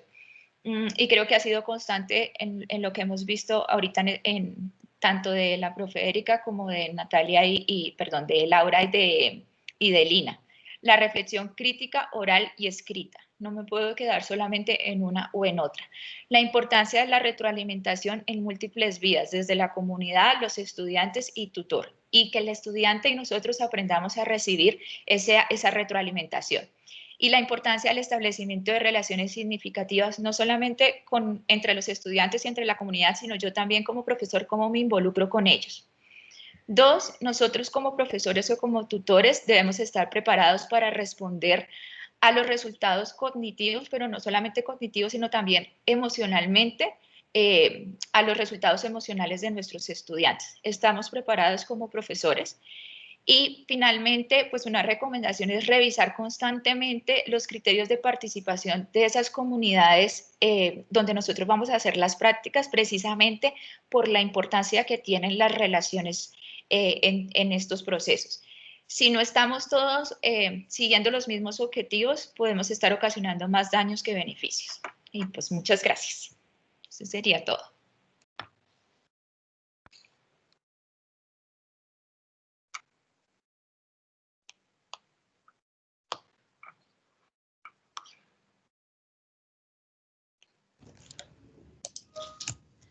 Hola, ¿y me escuchan? Sí, señora. Es que se me bloqueó, no me abría la cámara ni el micrófono, qué pena. Claudia, mil gracias. No sé si se está viendo mi pantalla ni siquiera, perdón, mi computador se enloqueció, pero agradecerte, Claudia, acá nos permites ver como un contraste con el proyecto de las profes de psicología, que también de pronto nos sirve para los demás aterrizar un poquito de qué otra forma se podría implementar en las asignaturas. Y me encanta que tanto tú como las anteriores nos hablaron de la importancia de la reflexión. Quienes han podido trabajar conmigo saben que a mí me encanta y siempre hago énfasis en la importancia de la reflexión para que haya aprendizaje. Así que pues agradezco que también lo hayan traído a colación. Ahora Muchas vamos con gracias. nuestro último proyecto, que es el de la profe Erika. Si esto me permite proyectarlo, sí, ya. Entonces, Erika, si quieres, puedes ir avanzando mientras yo arreglo mi problema técnico. O no sé si tú puedas presentar tu propia presentación, si la tienes ahí, pues Ok, para no perder tiempo con mis problemas de computador. vale, no, ya, aquí ya la tengo. Entonces, la presento. Perfecto, muchas gracias. Me disculpo. Entonces, no, Lina, uno sabe que, Laura, uno sabe que aquí todo puede pasar en estas. Entonces, permítame un segundo, voy a compartir la presentación. Bueno, ahí ya estamos, ¿no? Ya la vemos. Sí, señora. Sí, perfecto, gracias. Bueno, profes, pues muchas gracias por la paciencia otra vez yo. Quiero compartirles mi proyecto de aprendizaje en servicio que he efectuado con los estudiantes de pregrado de la universidad y lo he llevado a cabo en la zona de influencia de nuestra zona universitaria. Se llama Proyecto Ciudadanía Digital en Acción. Cuando empecé este proyecto en el 2015 me emocioné tanto porque hay un componente común entre estos tres proyectos y es la pasión. Uno para, pues no sé, este tipo de aprendizaje de servicio no solo lo cautiva a uno por lo bonito de los resultados, por el impacto social, por el aprendizaje de los estudiantes, esa satisfacción que uno ve en ellos de haber podido contribuir un poco a esas problemáticas del país, sino que se necesita pasión para poderla también motivar a los estudiantes a lo largo del semestre y uno sabe, viendo el proyecto, el primer proyecto y el segundo proyecto, uno se da cuenta que esto no es fácil, o sea, uno requiere cierta fortaleza y cierta ayuda de Dios para poder llevarlo a cabo. Entonces, hice un logo del proyecto, se llama Ciudadanía Digital en Acción, Aprendizaje, Solidaridad y Tecnología al servicio de la comunidad. Entonces, este proyecto tiene como objetivo lograr que la comunidad educativa reflexione sobre el ejercicio de la ciudadanía digital. Y la cobertura son las instituciones, las escuelas de la zona de influencia de la universidad. Este proyecto está enmarcado dentro de la materia que dicto en la universidad en pregrado, que es la materia de competencias básicas digitales, que todos los estudiantes de la universidad la ven, donde nosotros pretendemos que el estudiante tenga y adquiera esa competencia digital que definimos como esa capacidad que tiene el estudiante para afrontar de manera crítica y reflexiva situaciones académicas y sociales dentro de un entorno digital. Ya les voy a explicar un poco el proyecto, pero quiero enmarcar un poco la materia para que nos demos cuenta de cómo se hace esa integración curricular también con la comunidad, como les contaba pues en la presentación al principio. Nosotros, pues, la idea es que nuestros estudiantes, pues, puedan desarrollar unas dimensiones, una dimensión informacional, manejo de la información, una dimensión comunicativa, cómo expresar a través de los medios digitales, pues, los mensajes de una manera asertiva, pero también de una manera ética, la dimensión de ciudadanía digital que tiene que ver con todos los derechos de autor y el manejo ético de la información y de los sistemas digitales, la cognitiva y la tecnológica. Con base en esto, pues claro, nosotros usualmente en esa materia efectuamos el aprendizaje por proyecto, pero en el 2015 me dije, bueno, pues ¿y qué tal si ese proyecto fuera comunitario? ¿Qué tal si ese proyecto tuviese un impacto dentro de las diferentes problemáticas que sufrimos aquí en Chía, aquí en nuestra comunidad, acá en la esquina, ¿no es cierto? ¿Por qué no aterrizar un poco más esos objetivos de la materia y alinearlos un poco con esas problemáticas y sobre todo las problemáticas de ciudadanía digital? Vamos a verlas, ya les voy a explicar. Entonces, planteé el proyecto con relación a esto, a sensibilizar y concientizar a los escolares, los niños de los colegios distritales y departamentales sobre el uso ético de las tecnologías en el diario vivir. ¿Por qué? Porque uno ve muchos casos de sexting, de ciberbullying, de maltrato a través de las redes sociales, a través del mal manejo del celular, a través del mal manejo de la tecnología que ya es disponible para todos. Entonces, ¿cómo generar conciencia en estos escolares acerca de que se tienen unas reglas, se tienen un manejo ético de la información y necesariamente la tecnología me tiene que llevar a ser mejor persona, no hacerle daño a los demás? Entonces, ¿qué pensé? Dijo, bueno, vamos a integrar en nuestra materia de competencias básicas digitales, que es bellísima y es bonita y todo el mundo la ve, en la universidad, todos nuestros estudiantes de pregrado, ¿por qué no hacemos unos talleres informativos para las escuelas de nuestra zona de influencia en donde hagamos conciencia en los estudiantes acerca del buen uso de las tecnologías, que las usemos para cosas positivas y que podamos de alguna manera hacerlo reflexionar acerca del buen uso de estas tecnologías digitales? Entonces, pues nada, acá empecé a analizar cómo es esa convergencia entre esa integración de saberes que dictábamos en nuestra materia y ese compromiso social que tanto necesitamos en nuestras escuelas, que tanto necesitamos también en nuestra gente, porque esos escolares van a ser los futuros papás y mamás. En la medida en que uno los concientice, pues ya está impactando una generación, o al menos eso pensamos los profesores, que siempre tenemos ese idealismo, por eso somos profesores. Entonces, pues dijimos, listo, ya, vamos a pensar cómo hacemos para que esa integración académica de esas temáticas que yo dicto en mi materia sirvan para un proyecto comunitario con una problemática identificada, con una problemática que también sea acotada de acuerdo a nuestros tiempos escolares, porque es que el semestre son realmente 3 meses, o sea, es los tiempos, por eso les contaba ahora al principio que uno tiene que tener muy presente la planeación, pero también la continuidad en el tiempo. Ya vamos a hablar de ello. Entonces, empecé a consultar y miré que esta metodología de aprendizaje de servicio encajaba perfectamente con lo que quería hacer. Por eso, pues, ¿qué hice? Pues me he ido pues a los colegios a hablar con los rectores y los coordinadores académicos. Y pues se acuerdan lo que les contaba, que uno hace un diagnóstico. Bueno, señor rector, bueno, señora coordinadora, señora rectora, ¿qué le duele a usted en esta institución? No, me duele que los muchachos hacen sexting, me duele que los muchachos no hacen bullying, me duele que los muchachos tienen un mal tratamiento de las redes sociales. Y eso es totalmente compatible con la ciudadanía digital, que es un concepto complejo, porque pues es que ciudadanía, pues es la chivitas, es el estar en la ciudad, comportarse también de manera cívica, democrática, pero también utilizando las tecnologías, ¿verdad?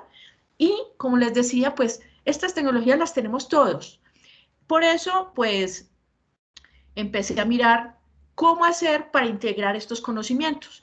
Y vemos que esa materia de competencias básicas digitales es sensacional, porque tiene unas temáticas generales que se acomodan perfectamente a cualquier proyecto, ya sea social o basado en proyectos, por eso es otra metodología activa, pero pues este no es el espacio, ya Laura lo abrirá en su momento, para generar un proyecto que le sirva a alguien.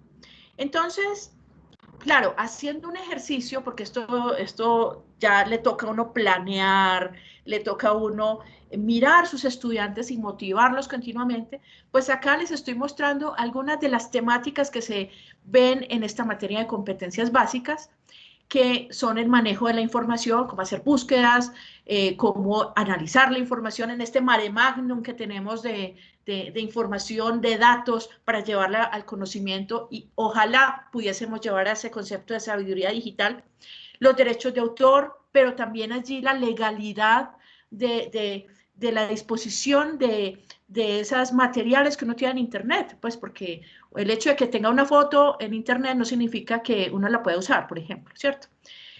Información en forma de infografías, en diseños del proyecto y multimedia.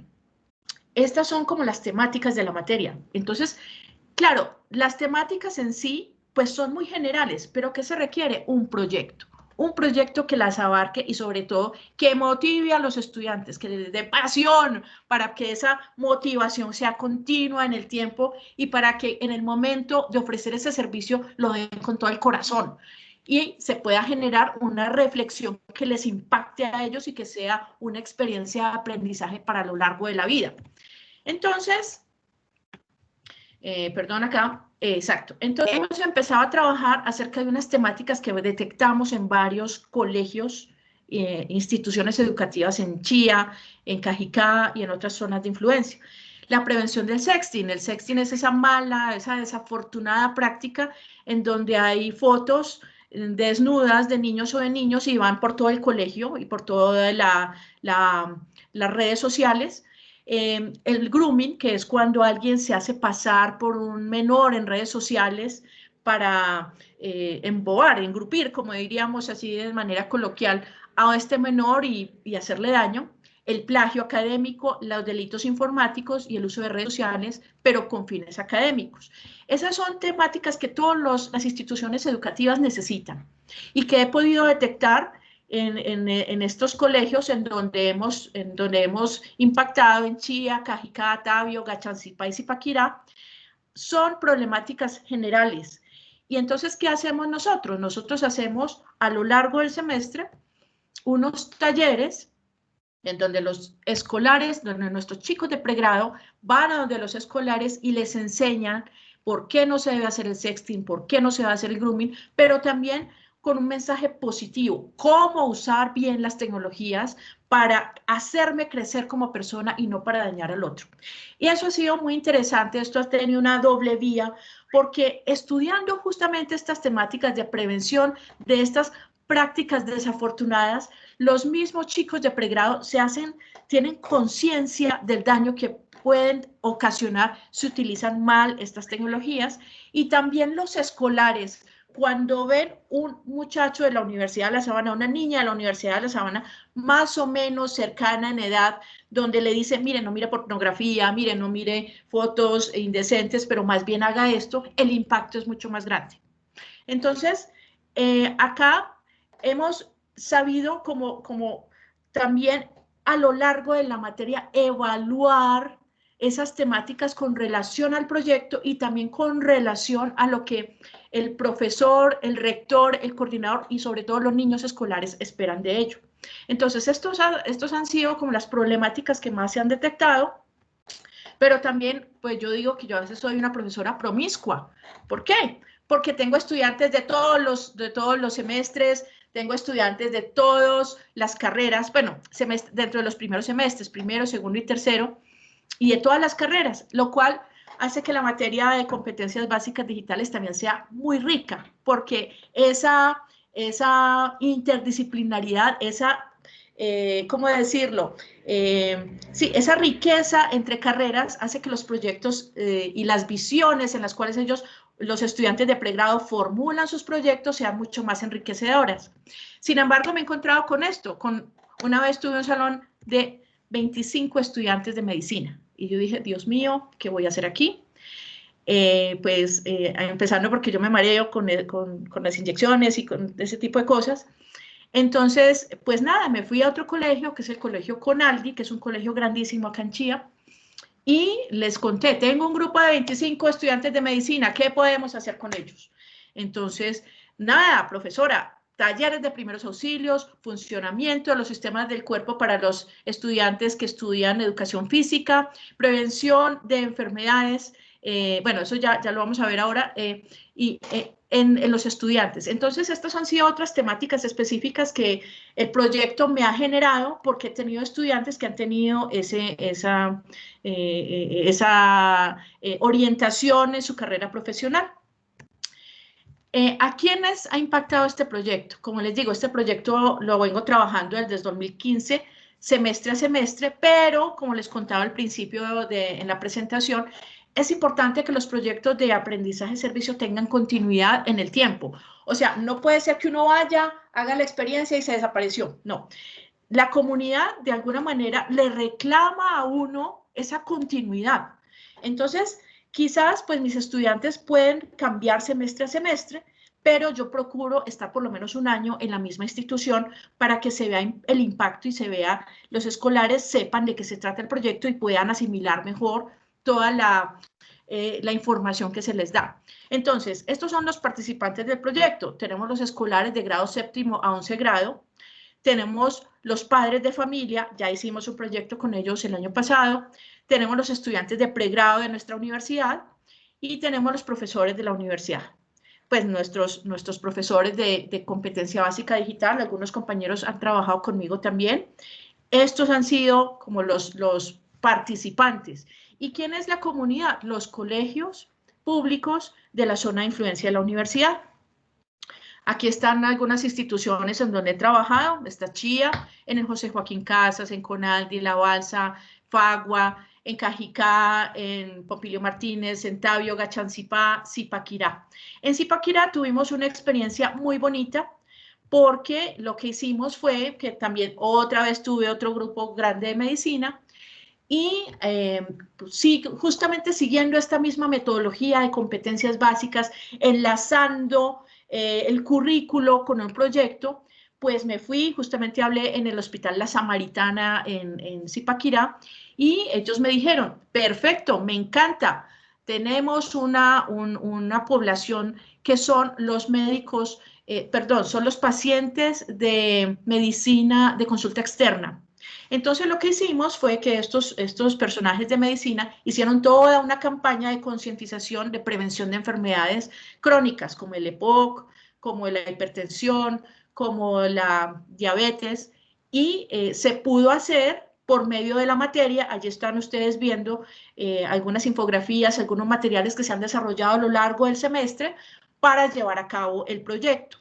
Estos son algunas imágenes de los talleres que nuestros estudiantes de pregrado han efectuado en diferentes colegios, en el Pompilio Martínez, José Joaquín Casas, en el San Martín en Tabio, en donde se les enseña a los estudiantes, como les decía, el mayor impacto es que no es el profesor, no es la profesora diciéndoles cosas, no, es un mismo estudiante, ellos lo ven como un par y sobre todo les pido a los muchachos, antes de llegar al salón, hablen de su carrera, hablen de por qué le gusta estudiar ingeniería mecánica, por qué le gusta estudiar economía y sobre todo si tienen becas. Esto ha sido algo bellísimo, porque, claro, una de las, como les contaba, y como han contado en las dos experiencias, es importante la reflexión.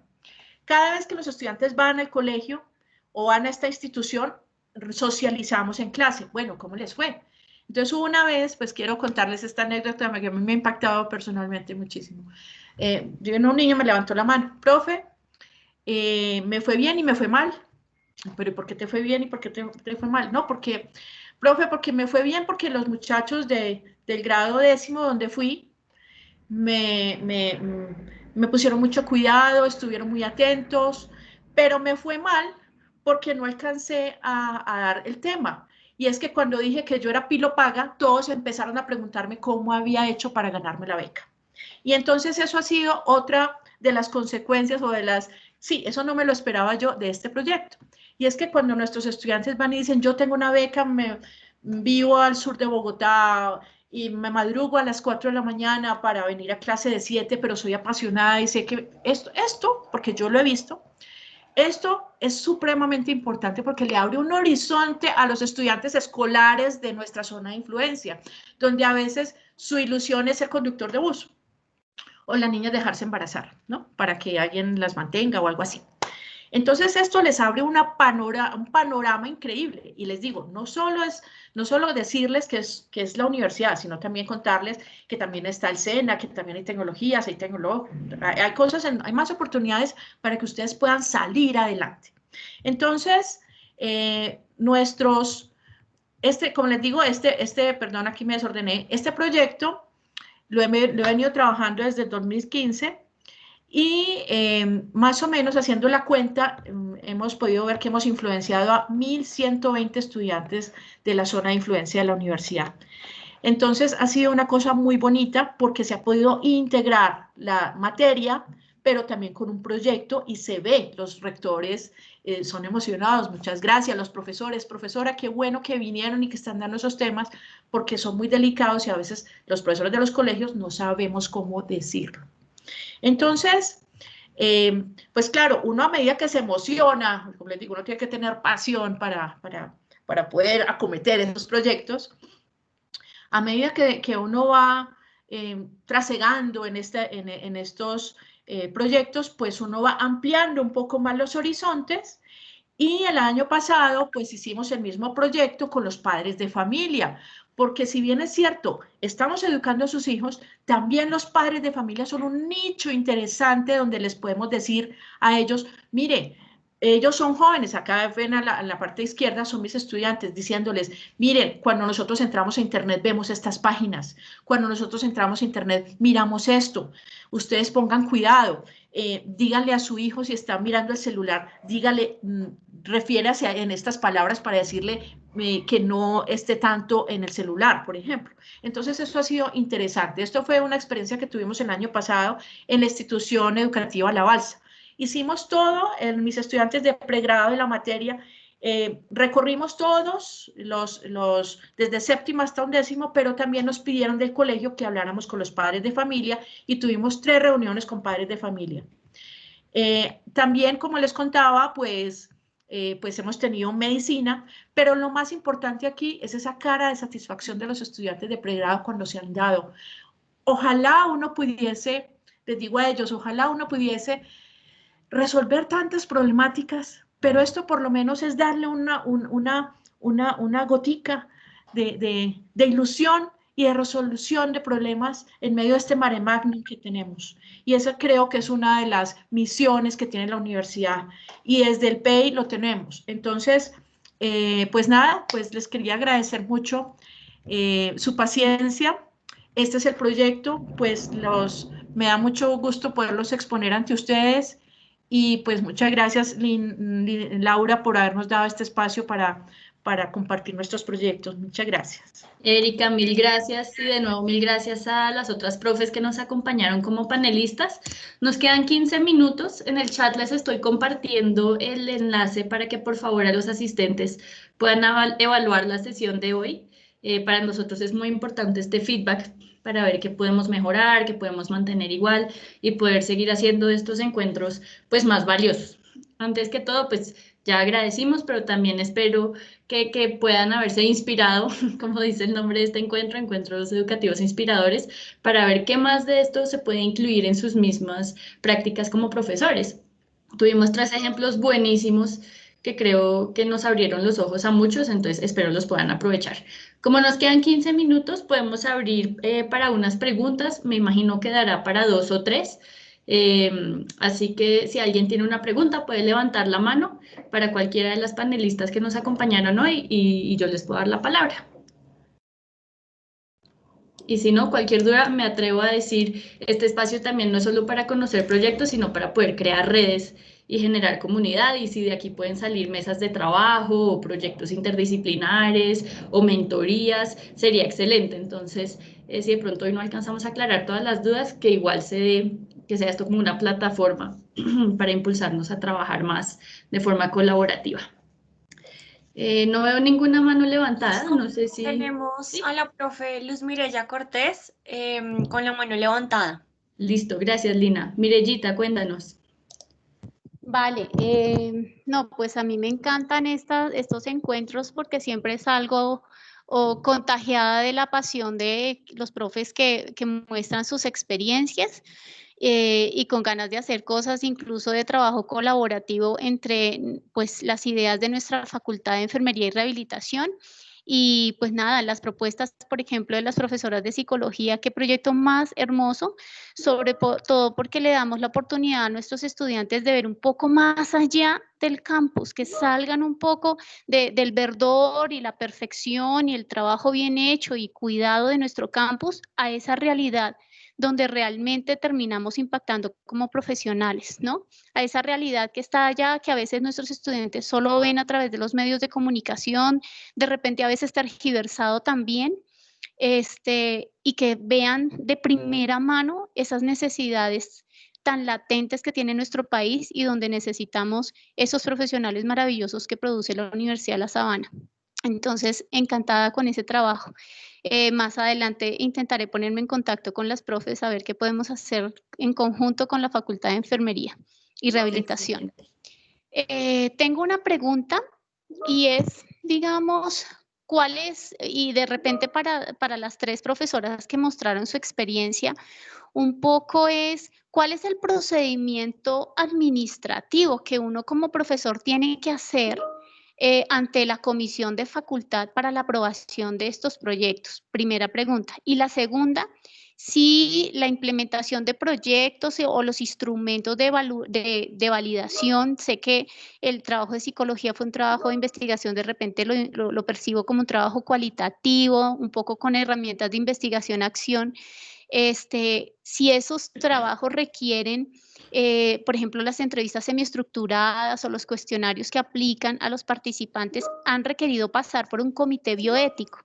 ¿Por qué lo pregunto? Pues porque sé que eso demanda un poco tiempo y a veces puede dilatar en la ejecución y el desarrollo de los proyectos. Entonces sí me causa intriga saber cómo es el paso a paso ante las directivas de la universidad o en tal caso las comisiones de facultad para la aprobación de estos proyectos y para uno entrar en marcha con la ejecución e implementación de los mismos.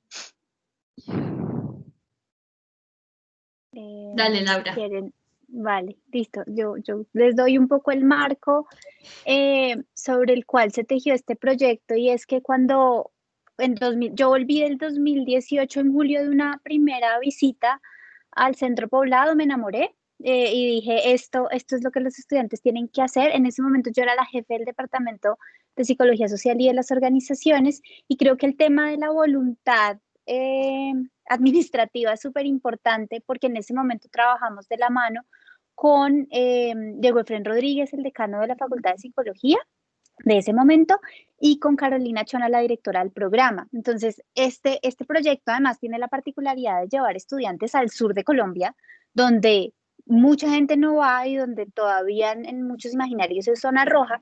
Entonces, lo que hicimos fue diseñar un sílabus, digamos, que apuntara a las competencias y que fuera claro que había una formación de los estudiantes que se anclaba en la malla curricular que teníamos pensado hacia el perfil del graduado, y desde allí como sustentar la parte académica. Ahora, la parte administrativa asociada va a que la universidad le apostara a esto y dijera, sí, tiene sentido, y también a diseñar como toda una presentación para los papás, para los estudiantes, para todo, para tener claridades sobre qué se iba a hacer y también las condiciones de seguridad necesarias para los estudiantes. Entonces, la directora del programa diseñó una carta, la firmó el decano, la firmó ella, donde explicábamos paso a paso cuáles eran los dispositivos de seguridad en la zona, qué se iba a hacer, qué estaba avalado, que esto era digamos, era como un parte de tranquilidad también para los papás y para los estudiantes, de que se sintieran respaldados en el proceso. Hicimos varias jornadas de charlas para explicar eso, digamos, más en la primera electiva, la primera vez que fuimos en diciembre que en la segunda, ya como que ahí la gente sabía un poco más del proceso, pero también fue una apuesta que en ese momento el decano dijo, bueno, abrimos el curso así sea con 5 personas, porque pensamos que nadie se iba a inscribir, porque era un plan bastante loco cuando lo pensamos en diciembre. Pero luego se inscribieron 30 y dijimos, no, tampoco nos podemos ir con 30, y terminamos yéndonos con 16 estudiantes inicialmente para hacer este piloto del proceso. Eso en términos administrativos. No sé, Lina, si tú quieras hablar un poco de la segunda parte de la pregunta. Solo muy cortico en términos de investigación, solo si tú quieres hacer investigación sobre la experiencia, entonces necesitarás tener consentimientos informados y pasar por comité de ética. Como nosotros inmediatamente suscribimos, dijimos acá hay un potencial para hacer investigación, entonces nosotros inmediatamente suscribimos el proyecto, lo generamos también como un proyecto de investigación. Entonces sí pasamos por el comité de ética, hicimos consentimientos informados para estudiantes, bueno, todo el proceso, pero eso solo si tú ves que quieres hacer investigación. Podrías empezar sin nada de eso, ver cómo te va, cómo avanzas en la propuesta y después si ves que tiene potencial, pues hacer la parte, digamos, ya de la conformación del proyecto de investigación, que en efecto es cualitativo en nuestro caso. Mira, en mi caso, pues yo como salgo con los estudiantes también por acá, por la zona de influencia, entonces les hago firmar a los menores de edad, porque sí tengo muchos estudiantes menores de edad, les hago firmar un consentimiento informado, les cuento a los papás, pues por medio de la carta, les mando una carta para que ellos me la firmen con sus papás. También hablo en la universidad y obviamente hablé en la comisión del CTA con la directora del CTA diciendo, por favor, voy a hacer este proyecto, la profesora, pues en su momento, la coordinación académica para que ellos supieran de qué se trata el proyecto, las fechas en donde vamos a salir al colegio, los consentimientos informados. Y pues se me olvidó mencionar que yo he presentado, ya tengo 2 artículos de investigación y también varias ponencias que he presentado con relación a este proyecto.